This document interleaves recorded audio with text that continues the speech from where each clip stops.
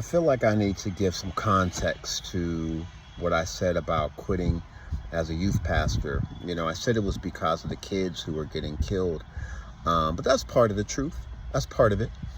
The other part was my father was dying a slow death simultaneously as this was going on.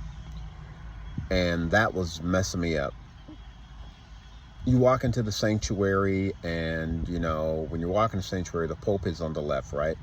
So the pulpit area is right there, and you walk around the building and you get to the fellowship hall, and the fellowship hall will lead you directly onto the stage or pulpit area.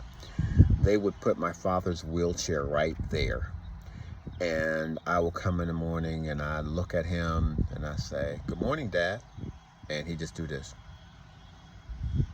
Because he couldn't talk, you know what I mean? Barely, above a whisper he could talk. And me and my brother, we switched back and forth doing praise and worship. And sometimes I would do it, sometimes he would do it. And when I would do it, I would walk out there and my dad would go, and I would break all up inside. Break up. Get the big knot in my throat, tears will well up, and I didn't want him to see me. But by the time I walk out on the pulpit to get everybody, ready for praise and worship, I was already crying, and I know people was looking at me like, man, he must have been back there really worshiping God.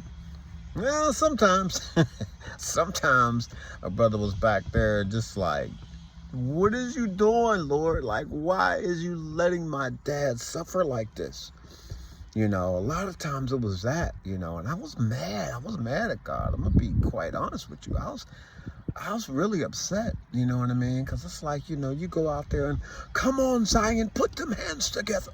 We're going to give God some praise. And you go through all of that, and then, they're like, will out the bishop.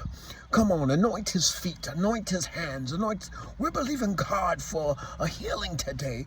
And at first, I'd be crying like, yes, God, yes, God, yes, God. But after about the 30th time, I was sitting there like, Can we move on? Because this is aggravating me.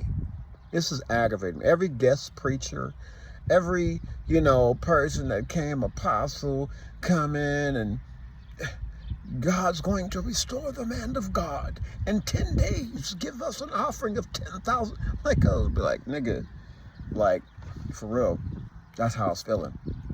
Now, let me say this. My dad had a lot of healings through his life, and I believe in healing, and I watched him being healed on multiple occasions. He should have been dead many years. They gave him like 2 weeks to live, and he lived like another 20 years. So don't take this wrong. It's not that I don't, you know what I'm saying?